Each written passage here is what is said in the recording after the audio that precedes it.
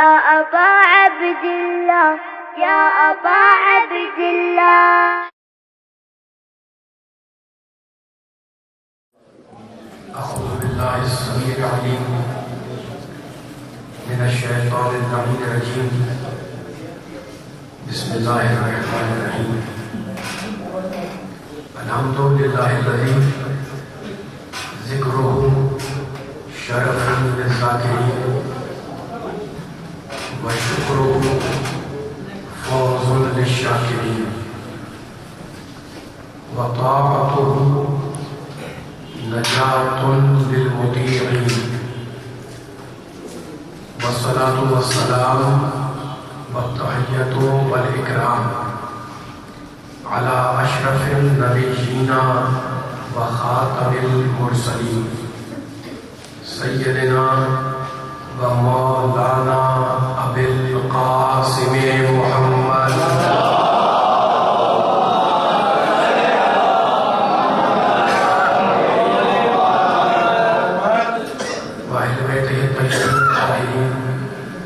المعصومين المظلومين. أما بعد فقد قال الله سبحانه وتعالى في محكم كتابه المبين. بسم الله الرحمن الرحيم. والشمس وضحاها والقمر إذا تلاها والنهار إذا جلاها والليل إذا يغشاها والسماء وما بناها والأرض وما طحاها. صلوات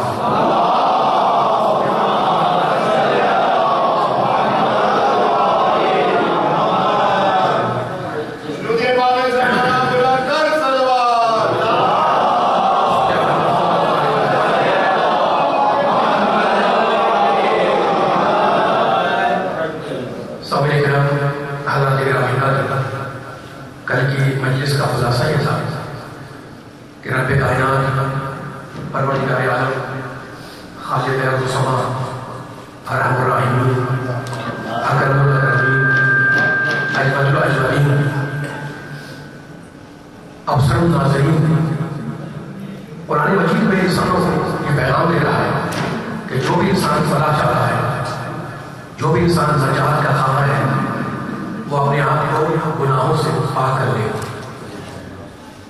پروردگار عالم نے پھر قرآن مجید میں ارشاد فرمایا ہے مقام پر انسانوں سے خطاب کر کے خالق ارض و سما کائنات کائنات خالق بول رہا ہے. افحسبتم انما خلقناکم عبثا، اے انسان کیا تو یہ گمان کرتا ہے کہ ہم نے تجھے یوں ہی بے فائدہ خلق کر دیا ہے؟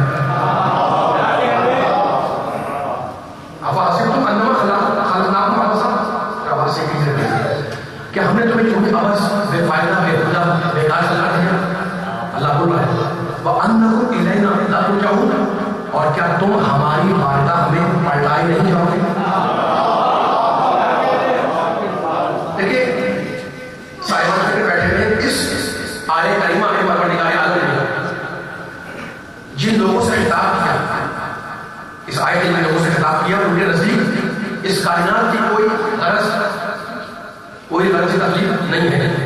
وہ کہتے ہیں بس دنیا ہے، کھاؤ پیو عیش کرو.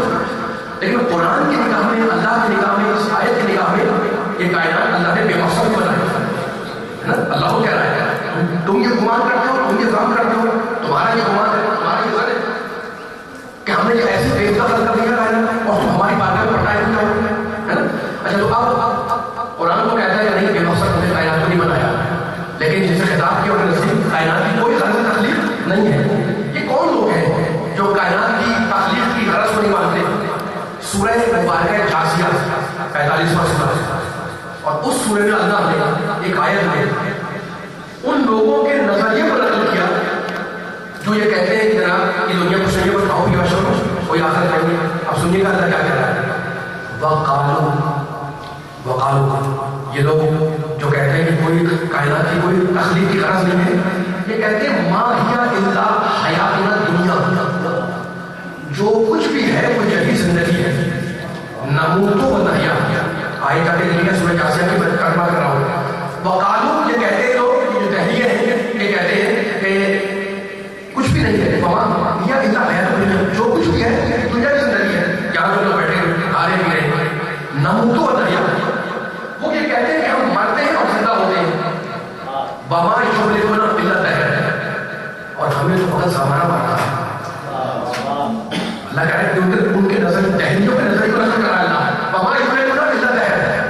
اور پاس بیٹھے ہوئے سے بڑی بہت چڑھا ہے اور بہت جملے رسول اللہ قرآن کے روشنی میں ایک فیصلہ ایک پیغام ہمیں ملے کہ قرآن کہنا کیا چاہتا ہے.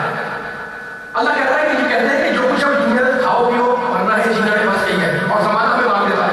اس کے بعد اللہ کہتا ہے وما لهم بذلک من علم حالانکہ ان کے پاس اس بات کی کوئی دلیل نہیں.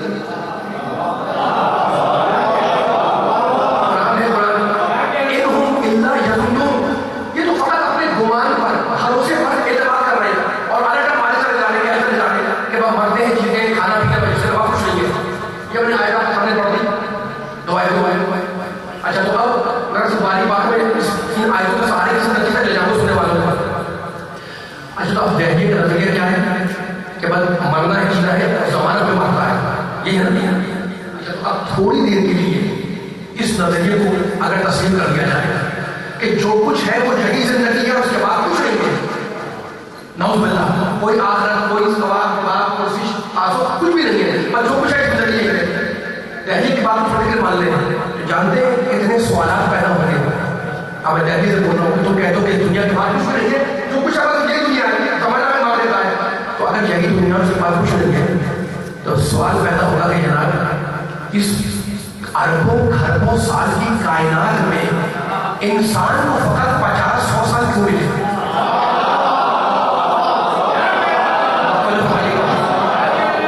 آپ کہہ رہے ہیں کچھ نہیں ہے بجے کھانا نہیں ہے 50-100 سال کے مر جاؤ تو زمین جو بنی ہے 50-100 سال کی زمین ہے زمین جو چھوٹا سا حصہ ہے کائنات کا کہکشاں ہے شمسی توانائیاں کیا کیا زمین و آسمان کسی چیز سیارے سے واقع کتنے یہ چیزیں مریخ زحل یہ سب کتنے سیارے ہیں چلے آ رہے ہیں سینکڑوں ہزاروں سالوں سے.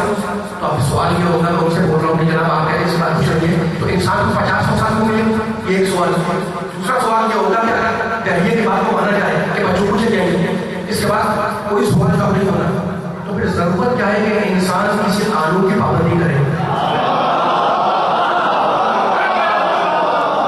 کوئی کچھ نہیں ہونی کوئی پکڑ نہیں کچھ بھی نہیں ہے تو جیسی چاہو زندگی گزار لو. اچھا تو اب ان کے دہلیہ کہتے ہیں ابھی آج ٹھیک ہے اگر اس کے بعد کچھ نہ ہوا کچھ بھی نہ ہو ہم آگے بڑھتے ہیں کیسے زندگی گزارے. اچھا تو اگر دہلی سے پوچھ رہا ہوں کہ تم جیسی چاہو زندگی گزارو پھر کوئی پابندی تو ہے نہیں آزادی ہے نا تو پھر جیسی چاہو زندگی گزارو کا مطلب یہ ہے کہ انسان حیوان بن کر حیوانوں کی طرح زندگی گزارتے ہیں. دہلیہ کہتے ہیں ٹھیک ہے گزار دو. میں کہوں گا اگر حیوانوں کی طرح ہی زندگی گزارنی تھی تو پھر عقل کیوں ملی؟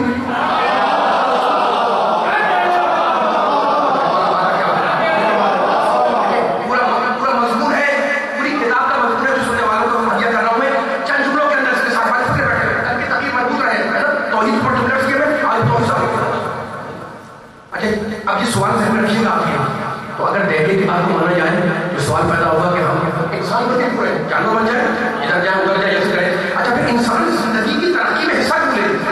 نوجوان کے سامنے بیٹھے ہوئے دہلی سے پوچھ رہا ہوں میں کہ جناب اگر اس کے بعد کچھ نہیں ہے تو انسان پھر زندگی کی ترقی میں حصہ کیوں لے؟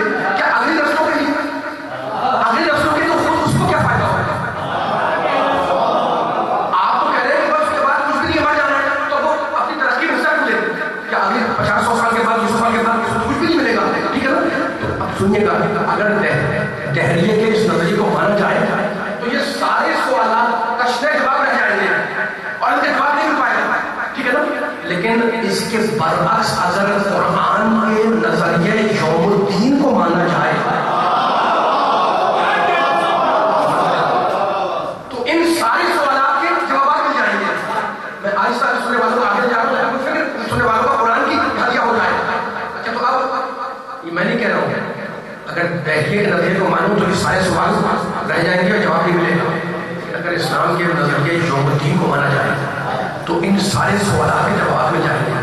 قرآن کا اسلام کا نظریہ یوم الدین وہ ہے جس میں قرآن کہتا ہے کہ فقط یہ عالم نہیں ہے عالم دنیا بلکہ اس کے بعد کوئی اور عالم شروع ہوگا جہاں ہر انسان کو اس کے اچھے جزا ملے برے کی سزا ملے گی، ووٹ کا مجمع کے سامنے بیٹھا ہوا ہے، ٹھیک ہے نا. اب قرآن نے آواز دی تو کیا ہے کون سا عالم، کون سا عالم، کون سی چیز ہے؟ اب قرآن سے پوچھے، قرآن کہتا ہے وما ادراک ما یوم الدین، تم کیا جانو کہ یوم الدین کیا ہے؟ قرآن پڑھنے والے بیٹھے ہوئے، ثم ما ادراک ما یوم الدین، پھر سنو اللہ کہہ رہا ہے پھر سنو تم کیا جانو کہ یوم الدین کیا ہے؟ مالک وہ یوم الدین کیا ہے؟ خود اللہ نے کہا یوم لا تملک نفس لنفس شیئا، وہ دن ایسا، اللہ کہہ رہا ہے وہ دن ایسا ہوگا جب کسی کو کسی پر کوئی اختیار نہیں ہوگا. والامر یومئذ للہ، اس دن سارا امر اللہ کے لیے ہوگا، ہے نا. تو اب آپ نے دیکھا کہ اگر جہلیے کے نظریے کو مانا جائے تو یہ سارے سوال رہ جائیں گے، جواب نہیں ملے گا.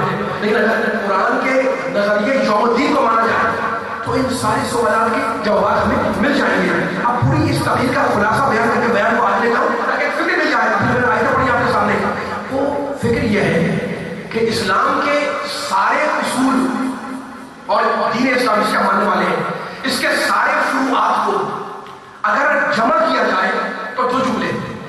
اب اگر پھیلائے تو اسلام کے فروعات اصول اور ساری چیزیں تمام ہوگا، ہر زکات اصول سب آ جائے، ہے نا. لیکن اگر فرض کریں کوئی آدمی مجھے جناب سمیٹے تلخیص دے، دو جملوں کے ساتھ بیان کرے اسلام کے سارے اصولوں کو، سارے سمجھ دے، تو یہاں پہ دو جملے کیا ہیں؟ وہ دو جملے ہیں مبدا اور معاد، ایمان باللہ اور ایمان بالآخرت.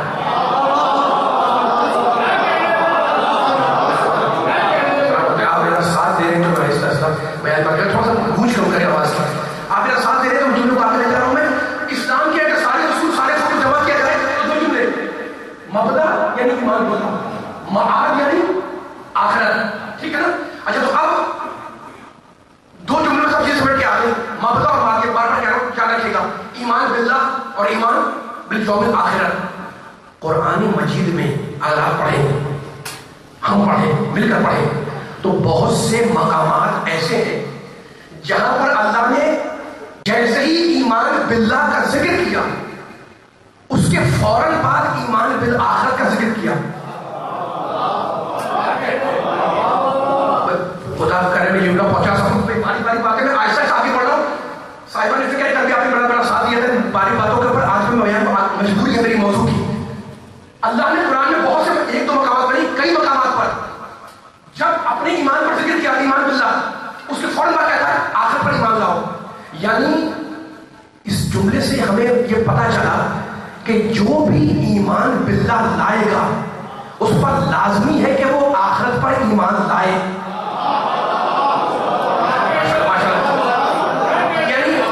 یعنی مولا ہوا رکھے صاحبہ نے بیٹھے ہوئے، یعنی روزے جزا پر ایمان رکھنا، قیامت پر ایمان رکھنا ایمان باللہ کا منطقی نتیجہ ہے. ایمان بالآخرت، آخرت پر ایمان رکھنا یہ منطقی نتیجہ ہے ایمان باللہ کا. یعنی جسے بھی اللہ پر ایمان ہے ممکن نہیں ہے کہ وہ آخرت پر ایمان نہ لائے، ہے نا. ورنہ یہ سارے سوال رہ جائیں گے، بھائی کوئی کمزور ہے، کوئی طاقتور ہے، کوئی امیر ہے، کوئی غریب ہے، کوئی بیمار ہے، کوئی تندرست ہے نا. تو ہمارا عالم چاہے کہ مجھے اس دنیا میں ہر سب چیز مل جائے اور کچھ بھی نہ ہو، ایسا ممکن نہیں ہے. تو جو بھی اللہ کو مانتا ہے اس کو لازمی ایمان رکھنا پڑے گا کہ میں آخرت پر ایمان لاؤں تاکہ یہاں تکلیفیں اٹھائے تو وہاں پر اس کی جزا پائے، یہاں برا عمل کرے گا وہاں اس کی سزا ملے گی. اب میں بیان کو الجھا نہیں رہا ہوں، آگے لے جا رہا ہوں، ٹھیک ہے نا. خدا یہ توحید پر بیٹھے ہوئے میں توحید پڑھ رہا ہوں اور جانتے ہیں آپ سارے توحید کیوں پڑھ رہا ہوں؟ اسے ہی علی والے بیٹھے ہوئے اور میرے مولا علی کا ایک لقب ہے امام الموحدین، توحید پرستوں کا امام.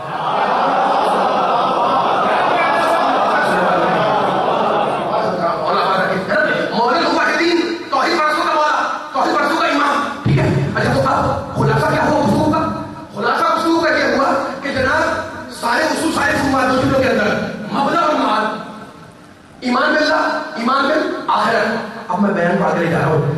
اللہ کا کوئی عمل، بھائی میں کوئی عمل انجام دوں بس بےہودہ کوئی فائدہ ہے نا، ہو سکتا ہے کوئی دوسرا آدمی کوئی عمل انجام دے بغیر کسی حکمت کے بغیر کسی سے ہٹے، لیکن خدا کا کوئی عمل غرض سے حکمت سے خالی نہیں ہوتا. اب مجھے بتائیں خدا نے کہ پوری کائنات بنائی، یہ اس کا عمل ہے نا. اب کائنات بنائی اس کا عمل بے غرض تو ہوتا نہیں, کوئی نہ کوئی مقصد ہے اس کا. اب سارے مقصد ہماری نگاہ کے سامنے نہیں ہے نا, لیکن ہم اتنا جانتے ہیں کہ پروردگار نے اس کائنات کو بنایا ہے ایک مقصد کے لیے. اور مقصد کیا ہے؟ اب قرآن میں اللہ کہتا ہے سورہ نحل, سورہ لقمان, 2-3 آیتیں آپ سننے والوں کو ہدیہ کروں گا تاکہ معلوم ہو جائے کہ کائنات اللہ نے کیوں بنائی.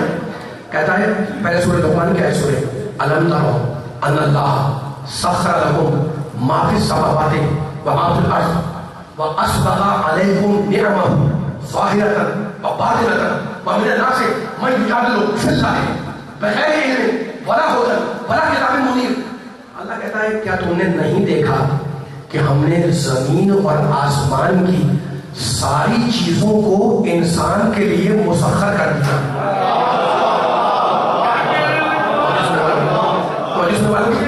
سلامت ہے. علم کرو اگر آپ نے جملہ کو توجہ سن لیا جیسا سن رہے ہیں ماشاء اللہ تو نظر آنے والا ہے. میں نظر نہیں کر رہا ہوں. علم کرو, میں نہیں کہہ رہا, اللہ بول رہا ہے. علم کرو ان اللہ سخر لکم ما فی السماوات و ما فی الارض. کیا تم نے نہیں دیکھا کہ ہم نے زمین میں جو کچھ ہے, آسمانوں میں جو کچھ ہے, وہ موتی بنایا, مسخر کر دیا. مسخر کے معنی یعنی ہم نے ایجاد گزار بنا دیا. کس کا؟ انسان کا. یہ سورہ لقمان کی آیت. اور سورہ نحل میں کہتا ہے وَسَخَّرَ لَكُمُ الشَّمْسَ وَالْقَمَرَ وَسَخَّرَ لَكُمُ اللَّيْلَ وَالنَّهَارَ وَالشَّمْسَ وَالْقَمَرَ وَالنُّجُومَ. ہم نے رات کو بنایا تمہارے لیے, دن کو بنایا تمہارے لیے, چاند بنایا تمہارے لیے, سورج کی ٹوٹی لٹکائی تمہارے لیے, ہے نا. ہم نے ستارے بنائے انسان کے لیے. بہت سی آیتیں میں خلاصہ لے کے آپ پڑھتا رہا ہوں. تو اب مل کے قرآن مجید سے فیصلہ لینا ہے ہمیں. انسان کائنات کس کے لیے بنی؟ انسان کے لیے. چاند کس کے لیے بنا؟ انسان کے لیے. بولتے رہنا. سورج کس کے لیے بنا؟ انسان کے لیے. ستارے کس کے لیے بنے؟ انسان کے لیے, ہے نا. دو جملوں میں خلاصہ, زمین و آسمان میں جو کچھ ہے وہ ہم نے بنایا انسان کے لیے. تو علی والوں کائنات بنی انسان کے لیے. اللہ نے انسان کو کس لیے بنایا؟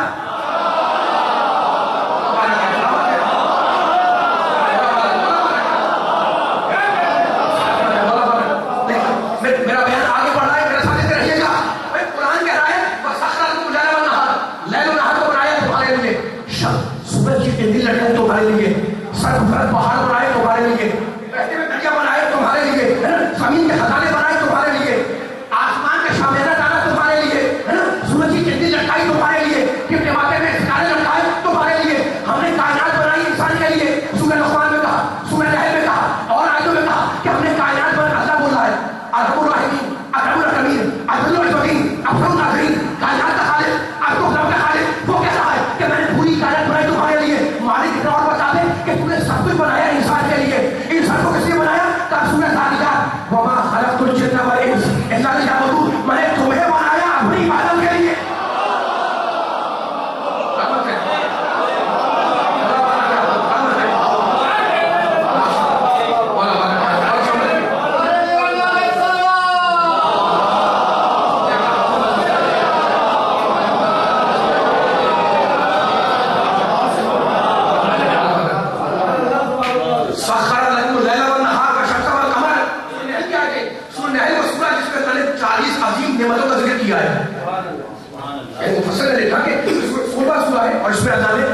اپنی 40 نعمتوں, تو اللہ کی لاقادات ہے, 40 عظیم نعمتوں کا ذکر کیا.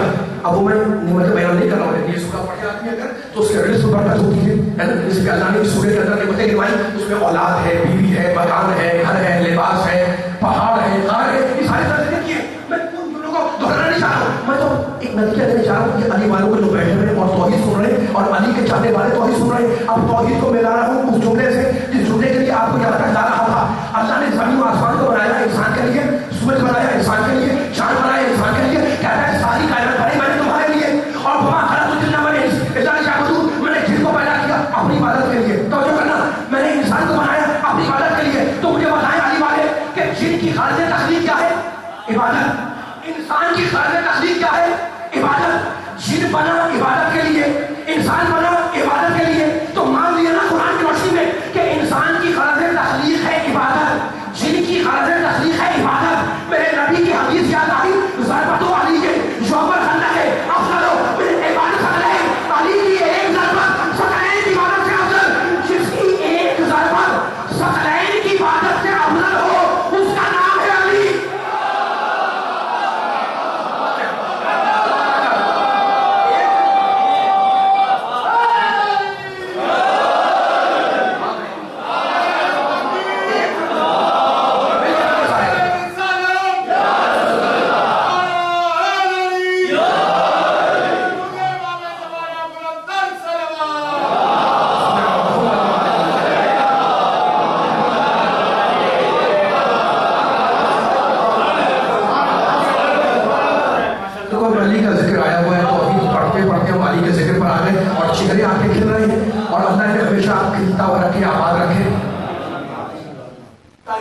کے لیے اور انسان بنا عبادت کے لیے. اور علی کی ایک ضربت جن و انس کی عبادت کے برابر نہیں افضل ہے, جس کی ایک ضربت پورے مقصد تخلیق کو پورا کر دے, اس کا نام ہے علی.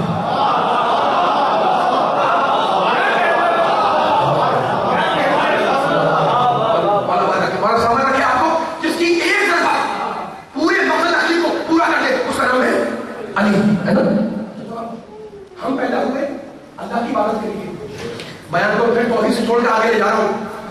ہم پیدا ہونے کر کے آپ سے کہنا ہے مجھے خطاب کرنا ہے, 20 منٹ میں مجھے بیان کو ختم کرنا ہے. پر آپ جس کے افراد بیٹھے ماشاء اللہ میں ایک دفعہ ممنون ہوں شکر گزار ہوں سارے سننے والوں کا کہ اپنی میری کلمہ بیانی کو بڑی بیداری سے اپنے ذہن کو سپورٹ کرنے تب مجھے آگے بڑھنے دیں. انسان پیدا ہوا عبادت کے لیے. اب ہر انسان کو اللہ کی عبادت کرنی ہے. وما خلقت الجن والانس. ہم نے مسلمان کو پیدا کی عبادت کرنی, ہمیں انسان بنایا, میں نے انسان بنایا اپنی عبادت کے لیے, میں نے جن پیدا کیا اپنی عبادت کے لیے. تو اب ہر ایک کو اللہ کی عبادت کرنی ہے نا, ہر ایک کو اللہ کی عبادت کرنی ہے. مالک سے پوچھوں پروردگار تیری عبادت کرنی ہے, تو نے بنایا اپنی عبادت کے لیے. مالک تیری عبادت کرے کیسے؟ کہ میری عبادت کرنی ہے تو مجھے پہچان کے کرو.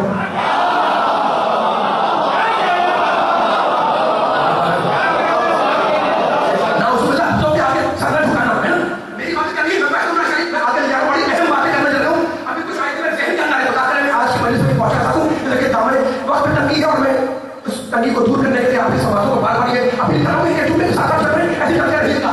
مالک پروردگار تیری عبادت کرنی کیسے کریں؟ کیا میری عبادت کرنی ہے مجھے پہچان کے کرو.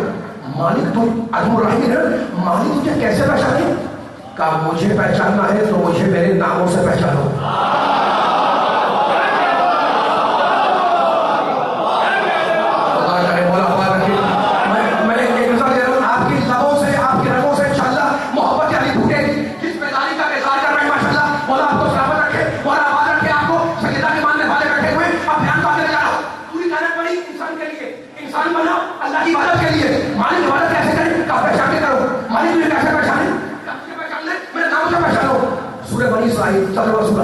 اللہ کہہ رہا ہے ارحم الراحمین ہے, اکرم الاکرمین ہے, کہتا ہے قل ادعوا اللہ اعبدوا الرحمن ایما تدعوا لہ الاسماء الحسنى.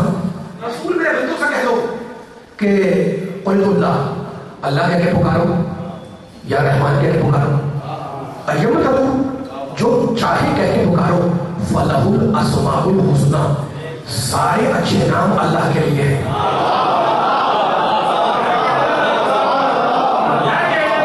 مل کے بیٹھا ہوا وغیرہ ساتھ دیتے رہیے گا تاکہ جملہ کہیں ضائع نہ ہونے پائے. میں نے کہا قرآن بول رہا ہے, کیا کہتا ہے؟ چاہے اللہ کا ہو سورہ بنی اسرائیل 17واں سورہ, چاہے رحمان کا ہو, فلاح الاسماء الحسنى سارے اچھے نام اللہ کے لیے. ٹھیک ہے نا. اچھا تو اب نام کا ذکر آ گیا, عبادت کا ذکر آ گیا. اب ناموں کی 2 قسمیں سنتے جائیں. ناموں کی 2 قسمیں کون سی ہیں عزیزوں؟ نام کی ایک قسم تو وہ ہے جو ہم اور آپ رکھتے ہیں, یعنی ہم مخلوقات ہیں, ہم نام رکھتے ہیں بچوں کا چھوٹوں کا. اچھا سنیے گا, میں کسی کو کہہ نہیں رہا ہوں, مثال دے رہا ہوں سمجھانے کے لیے. ہم نام رکھتے ہیں مطلب انتہائی جاہل آدمی نام رکھ دیا فاضل.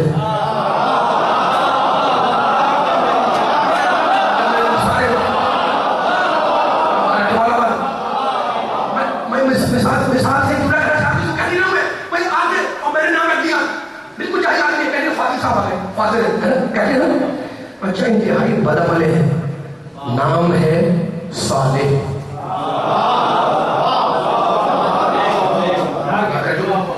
اس کو کہہ رہا ہوں میں, مثال سے سمجھا رہا ہوں, ہے انتہائی بزدل, نام ہے شجاع.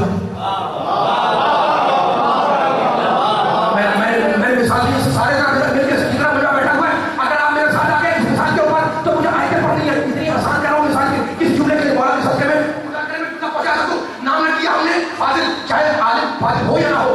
نام رکھ دیا شجاع, چاہے بہادر ہو یا بزدل ہو. نام رکھ دیا ہم نے صالح, نہیں چاہے بدعمل ہو یا اچھا عمل ہو, ہے نا. تو اس سے میری مثال سے سمجھانا کیا چاہا, ہم جب نام رکھتے ہیں تو کیریکٹر کی ضمانت نہیں ہوتی.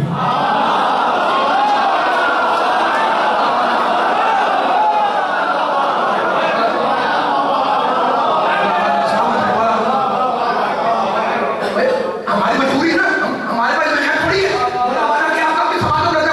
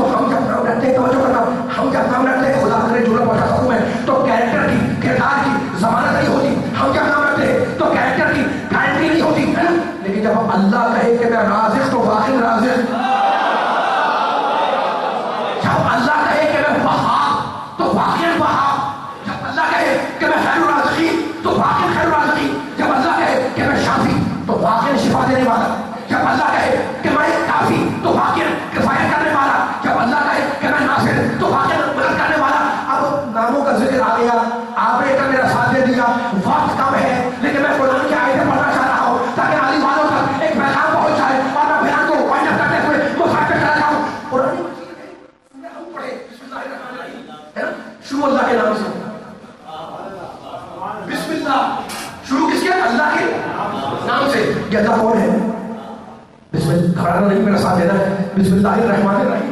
یہ اللہ کون ہے؟ رحمان ہے. یہ اللہ کون ہے؟ رحیم ہے. الحمدللہ, ہم ساری اس اللہ کی. کون ہے وہ؟ رب العالمین. آپ بولتے رہے میرے ساتھ ساتھ. وہ اللہ ہے, وہ رحمان ہے, وہ رحیم ہے, وہ رب العالمین ہے, الرحمن الرحیم. پھر کہتا ہے میں رحمان ہوں, میں رحیم ہوں. پھر کہتا ہے مالک یوم الدین, میں قیامت کے دن کا مالک ہوں. میں روزہ جزا کا مالک, میں آیت سے باہر نہیں جا رہا, میں روزہ جزا کا مالک ہوں. یہ سورہ ہم کیا ہے؟ سورہ مبارکہ جمعہ. جمعہ ہے تو یہ آیت پڑھیے گا. بسم اللہ الرحمن الرحیم. یسبح للہ, مشہور ہے یسبح للہ. میں بالکل ذرا سننے والوں کو یسبح للہ ما فی السماوات و ما فی الارض ملک قدوس عزیز حکیم. کائنات کا ذرہ ذرہ اللہ کی تسبیح پڑھ رہا ہے. یہ اللہ ملک ہے, بادشاہ, قدوس ہے, بے عیب. ملک ہے, بادشاہ, قدوس ہے, بے عیب, عزیز ہے, صاحب عزت, حکیم ہے, صاحب حکمت. ہم نے کہتا ہے میں رحمان, میں رحیم, میں مالک یوم الدین, میں رب العالمین. سورہ جمعہ میں کہتا ہے کہ میں ملک, میں قدوس, میں عزیز, میں حکیم. کتنی آیتیں ہیں جن میں اللہ نے اپنا تعارف کرایا. جب شب جمعہ آتی ہے تو دعائیں کو پہلے پڑھتے ہیں. اے نعمتوں کے برسانے والے,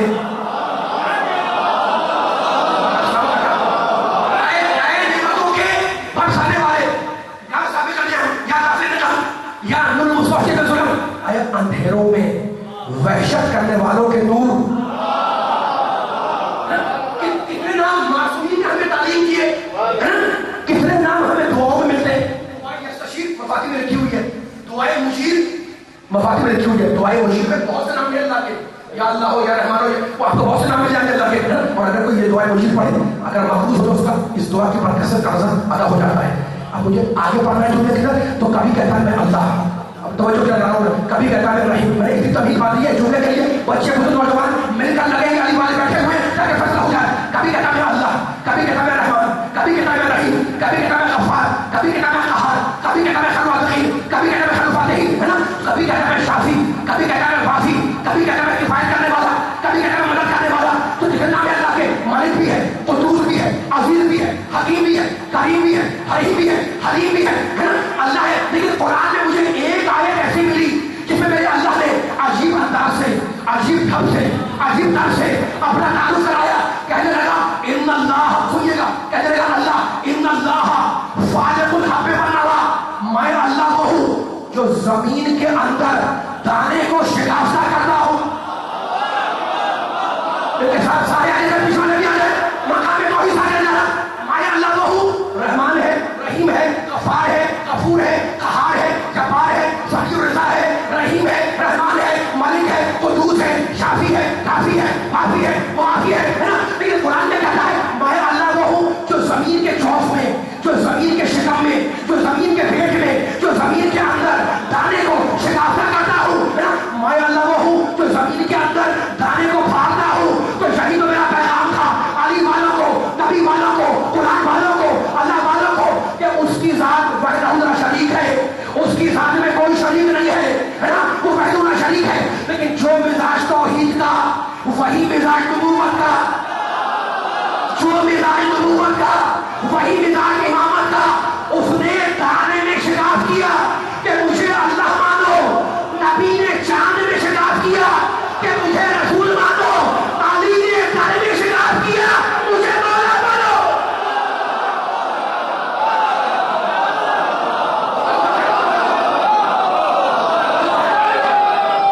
مل کے مجھے سارے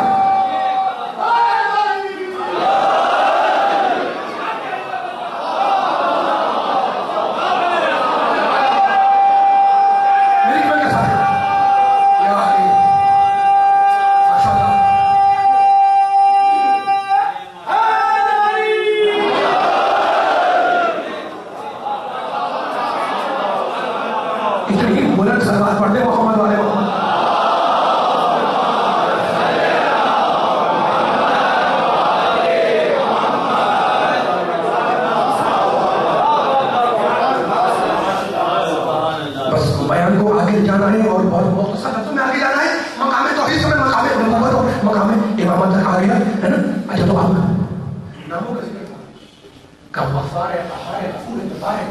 ہم جب نام رکھیں تو کردار کی کوئی ضمانت نہیں، یہ تو کیا ہو گیا مسئلہ. لیکن جب اللہ کہے کہ میں وہاب میں رازق رزاق، تو جیسا وہ کہتا ہے ویسے ہوتا ہے نا. اب جا کے حدیث میں دیکھیں میرے معصوم امام نے یہ حدیث بیان کی. سنیے گا، اتنی کبھی پڑھ رہا تھا میں جملے کے سجدہ کے ماننے والے بیٹھے ہوئے الکوثر حدیث نواز میں جناب سجدہ پہ لکھا ہوا ہے، پورا سیٹ ہے 5-6 جلدوں پر الکوثر نام ہے. اس میں الوار المواہب فارسی کی مناقب کے 3 جلدوں پر کتاب ہے. ان میں آپ کو یہ روایت مل جائے گی، اور دوسری کتابیں جو روایت میں اور فضائل کی آئی تھی ان میں آپ کو یہ روایت مل جائے گی. اب اتنی تولیت باندھی ہے یہاں سے باہر جو بیٹھے ہو ان سے کہہ رہا ہوں میں، ہم جب نام رکھیں کردار سے ہمارا نہیں، اللہ جیسا کہتا ہے ویسے ہوتا ہے. میرے امام کہتے ہیں کہ اللہ کے پاس شہزادی کونین کے 9 نام ہیں.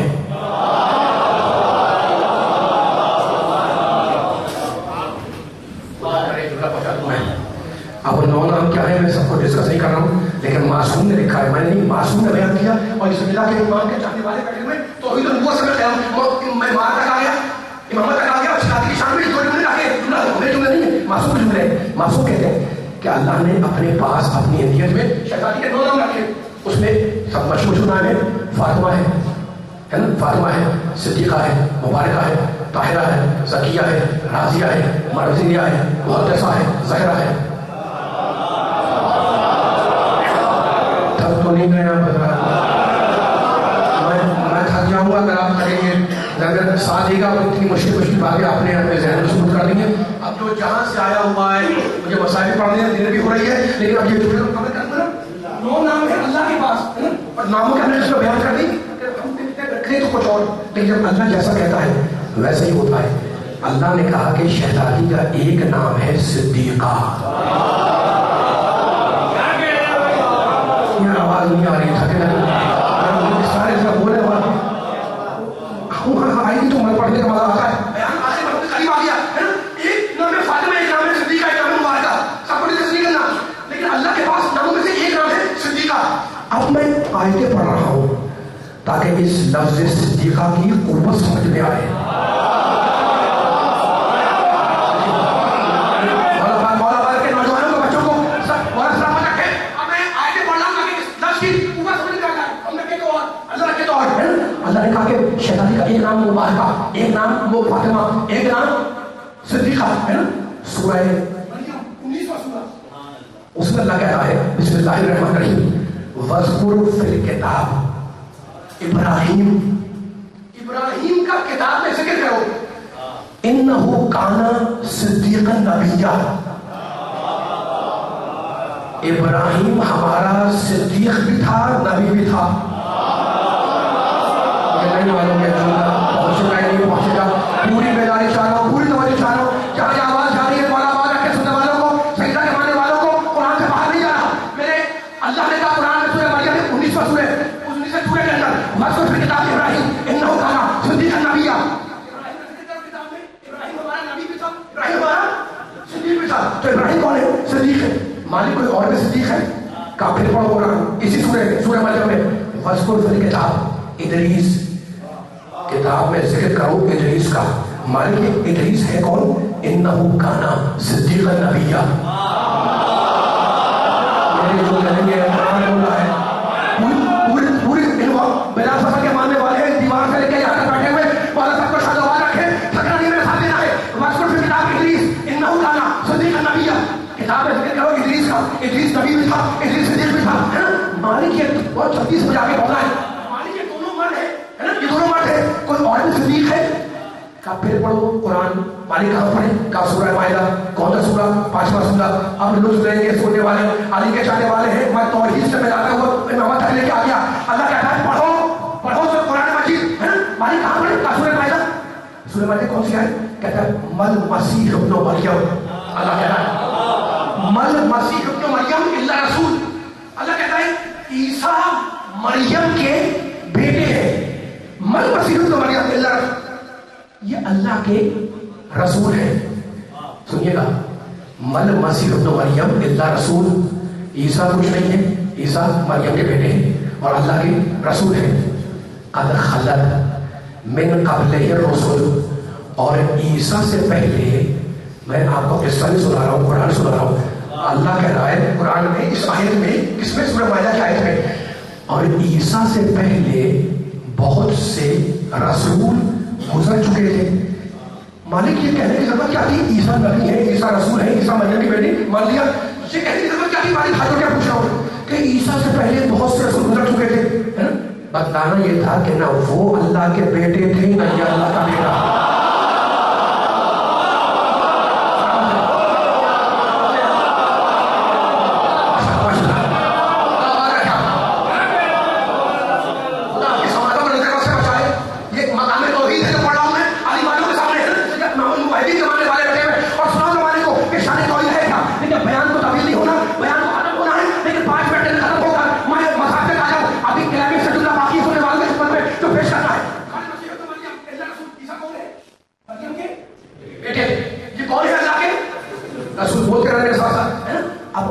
آگے بڑھی، وہ قد خلت من قبل الرسل، عیسیٰ سے پہلے بہت سے رسول گزر چکے تھے. اب آیت آگے بڑھی، کہنے لگا اللہ یہ عیسیٰ کون ہے؟ وہ امہ صدیقہ، جن کی ماں صدیقہ ہے. قرآن کی مہر لگی ہے، قرآن کی مہر لگی ہے. عیسیٰ رسول، عیسیٰ مریم کے بیٹے، عیسیٰ وہ جن کی جن کی ماں کون ہے؟ قرآن کی روشنی میں صدیقہ ہے. اگر فیصلہ نہ ہو تو میرے آنے کا فائدہ ہی نہیں ہے. مولا کے سلسلے میں فیصلہ ہو رہا ہے. آیت آگے بڑھی، آیت آگے بڑھی. پڑھے اللہ کے رسول عیسیٰ کی ماں کون ہے؟ صدیقہ. کانا یا قرآن طعام، سورہ مائدہ، کانا یا قرآن طعام، یہ دونوں کھانا کھاتے تھے. عیسیٰ بھی، اللہ کہہ رہا ہے عیسیٰ بھی کھانا کھاتے تھے، مریم بھی کھانا کھاتی تھی. مالک تو نے کہہ دیا، ہم نے مان لیا، لیکن سمجھ میں نہیں آتا کہ یہ کہنے کی ضرورت کیا تھی. میں اگر ممبر پہ آ کے کہوں کہ میں پانی پیتا ہوں، یہاں سے کچھ آپ کھڑے ہو جائے کہ میں کھانا کھاتا ہوں، تو سارا میں کہے گا کہ جناب جی کیا کہتے ہیں؟ یہ کہتے ہیں پانی پیتا ہوں، وہ کہتے ہیں کھانا کھاتا ہوں. تو مالک کی تمہیں کہا کیا کہ عیسیٰ اور مریم یہ دونوں کھانا کھاتے تھے؟ یہ کہنے کی ضرورت کیا تھی؟ کیا بتلانا یہ تھا کہ اگر اللہ ہوتے تو کھانا کیسے کھاتے؟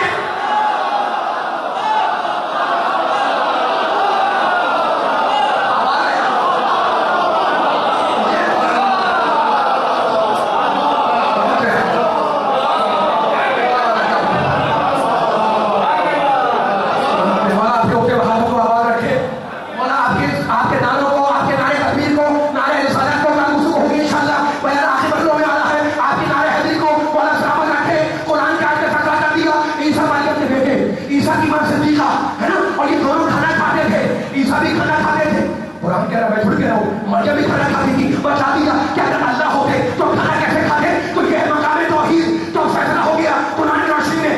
ابراہیم صدیق، ادریس صدیق، مریم عیسیٰ کی ماں صدیقہ. قرآن نے کہا مریم ہے صدیقہ، ہے نا. میرے امام نے کہا کہ فاطمہ ہے صدیقہ، تو مریم بھی صدیقہ، شہزادی بھی صدیقہ. کہ دونوں میں کوئی فرق ہے یا نہیں؟ تو فرق میرے امام نے بیان کیا. فرمانے لگے کہ مریم اپنے زمانے کی عورتوں کی سردار ہے اور فاطمہ ہر زمانے کی عورتوں کی سردار.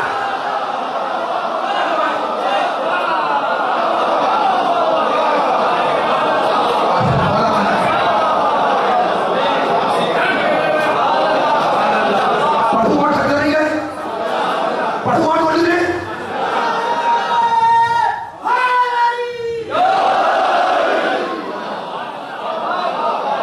خدا آپ کو سلامت رکھے، آپ کو آباد رکھے. میرا مسئلہ ختم ہو گیا. میں ممبر سے چلتے ہوئے چہرے دیکھنے والی والوں کے علی نظر میں آگا چینا چلا ہے. منافق ہے کہ مومن؟ رنگ چہرے کا بتا دے گا. ذرا پر چھیڑ دیجیے حیدر کرار کی باتیں.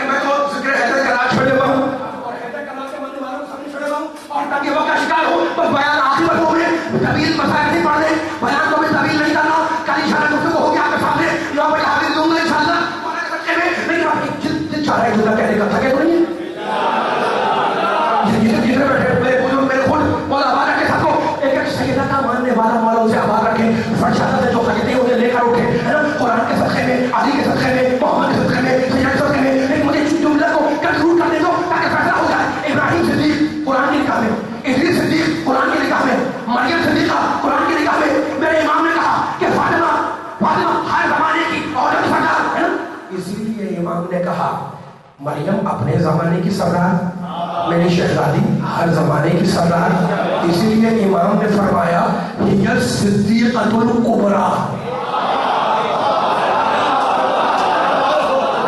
یہ جملہ بہت جائے، یہ جملہ پیچھے والے طرح میرے کیا جاؤ جملے میں غور کریں، میرے کیا جاؤ مسائل پہ جاؤ۔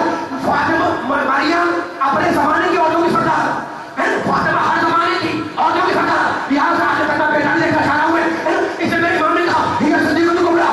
فاطمہ صدیقہ تو نہیں ہے، صدیقہ صدیقہ کبریٰ ہے نا، کبریٰ کہتے ہیں جو سب سے بڑی ہو، والے یہ سب نہیں بیٹھے ہوئے، کبریٰ کہتے ہیں میرے بزرگوں نے ساتھ ساتھ کبریٰ یا صدیقۃ الکبریٰ۔ میرے امام نے کہا کہ فاطمہ فقط صدیقہ نہیں ہے، صدیقہ کبریٰ ہے، آخری عالم تک جب پیغام پہنچے تھکنا نہیں ہے، تو کبریٰ کہتے ہیں جو سب سے بڑی ہو، اکبر کہتے ہیں جو سب سے بڑا ہو۔ میرے نبی کی حدیث یاد آئی، میرے نبی نے کہا تھا لولا علی لم یکن فاطمہ کفر، اگر علی نہ ہوتے تو فاطمہ کا کوئی کفر نہ ہوتا، اگر فاطمہ صدیقہ کبریٰ ہے تو علی صدیق اکبر ہے۔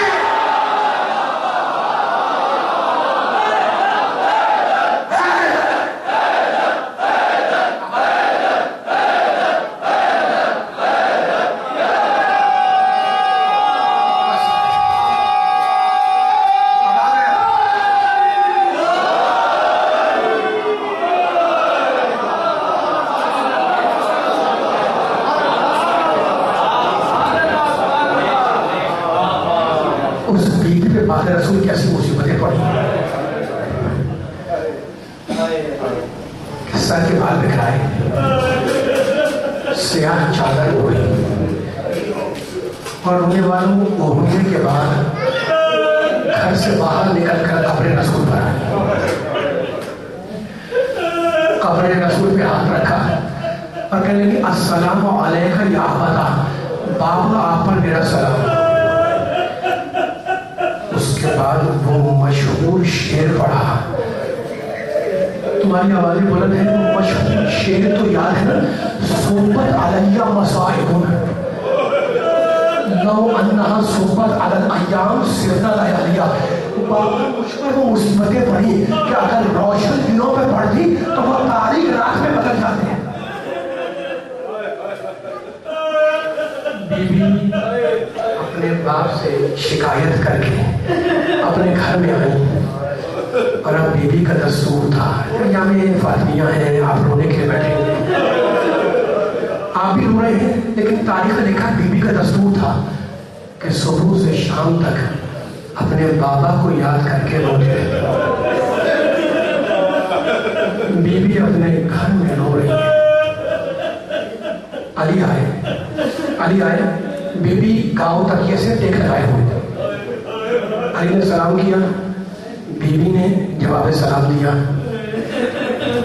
بی بی نے جواب سلام دیا، کہنے لگے بنت رسول مدینے والوں نے آپ کو سلام کہا ہے اور یہ کہا ہے کہ آپ اپنے رونے کے لیے ایک وقت معین کر لیں،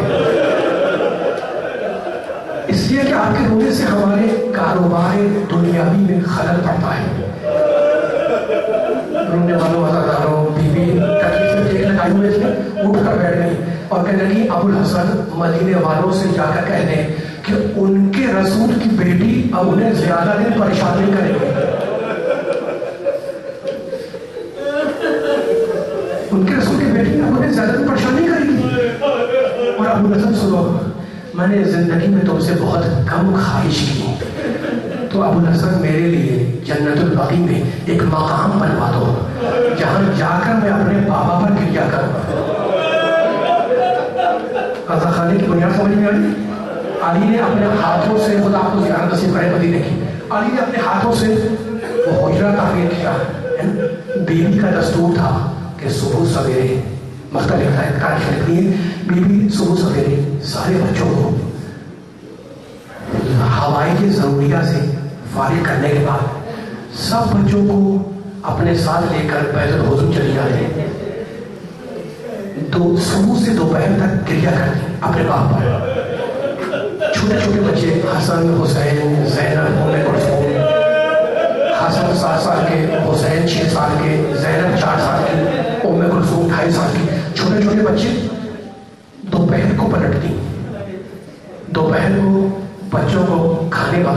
باتیں کرتی, پھر چلی جاتی, شام کو لوٹتی. دن گزرتے رہے, ہفتے گزرتے رہے. بی بی ہر روز اپنے بابا کو یاد کر کے اس حجرے میں رویا کرتی. ایک دن بی بی اپنے بچوں کے ساتھ گھر میں داخل ہو رہی تھی اور علی گھر کے دروازے سے باہر نکل رہے تھے. دونوں کا آمنا سامنا ہوا دروازے پر. سنو کہ علی نے بی بی کی صورت دیکھی اور کہنے کے بنت رسول, جس دن سے پیغمبر کا انتقال ہوا ہے اس دن سے آج تک میں نے تمہارے چہرے پر خوشی نہیں دیکھی. یہ آج تمہارے چہرے پر خوشی کیسی؟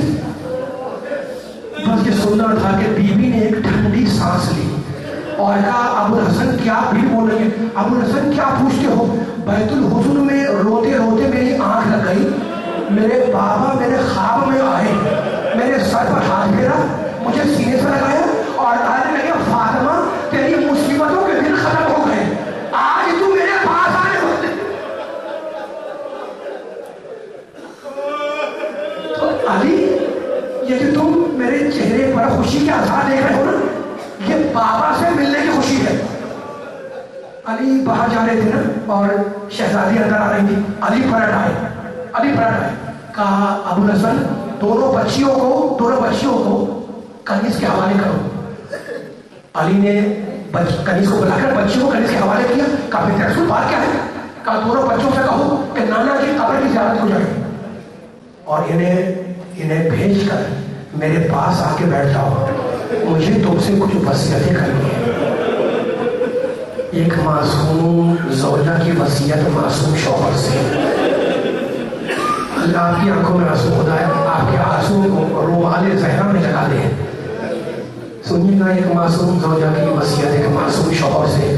علی نے کنیز کے حوالے کیا بچوں سے کہا کہ جاؤ نانا کی قبر کی زیارت ہو جاؤ. بچے گئے, دروازے کو بھیڑ دیا. علی کہا, علی ابو الحسن میرے قریب آ کے بیٹھ جاؤ. راوی خود علی ہے. جب علی بیٹھ گئے نا تو کہنے لگے, بنت رسول بتلاؤ. کہا, ابو الحسن میری پہلی وصیت تو یہ ہے کہ اگر میں نے پوری زندگی میں کبھی تمہارے حق میں کوئی کوتاہی کی ہو تو مجھے یہی معاف کر دو. علی کہنے لگے, کہا, بنت رسول بیوی تم صاحب نقی ہو, تم سے کسی خطا کی کوئی گنجائش نہیں. کہا, ابو الحسن میں دوسری وصیت یہ ہے کہ میرے مرنے کے بعد میرے بچے بے ماں کے ہوں گے, یتیم ہوں گے. اگر یہ کوئی تقسیم کرے تو چونکہ بے ماں کے یتیم بچے ہوں گے نا, ان سے اونچی آواز میں بات نہ کرنا. کہا, نہیں بھی تمہارے بچے بھی صاحبان کثیر ہیں, ان سے کسی نسل کا کوئی کام نہیں. کہا, علی میں سنو گے ممبر چھوڑا ہوں میں. کہا, علی میری تیسری ایک معصوم زوجہ کی وصیت ہے شوہر سے. علی میری تیسری وصیت یہ ہے کہ میرا جنازہ رات کی تاریکی میں اٹھانا اور دشمنوں کو میرے جنازے میں شرکت کی اجازت نہ دینا. اور میری چوتھی وصیت یہ ہے کہ مجھے دفنانے کے بعد بھول نہ جانا, کبھی کبھی میری قبر پہ آتے رہنا سلام کے لیے. بی بی نے وصیتیں کی, علی نے وصیت سنی اور کہا کہ بی بی تم نے تو اپنی وصیتیں کر دی, اب میری وصیتیں بھی سنی جاؤ. میں جب تمہیں بیاہ کے لایا تو نادار تھا, تمہارے حق کو ادا نہ کر سکا. اپنے پاپا سے میری شکایت نہ کرنا. دوسری وصیت یہ ہے کہ اپنے بابا کو میرا سلام کہنا. اور تیسری وصیت یہ ہے کہ اپنے بابا سے کہنا کہ انہوں نے دیکھا کہ ان کی امت نے میرے ساتھ کیا کیا. اور چوتھی وصیت آخری جملہ, اور چوتھی وصیت یہ ہے کہ بیوی میں تمہارے مرنے کے بعد تمہاری قبر پہ آتا رہوں گا, سلام بھی کروں گا, لیکن شرط یہ ہے کہ سلام کا جواب میں اپنے کانوں سے سنوں. علی نے وصیت قبول کی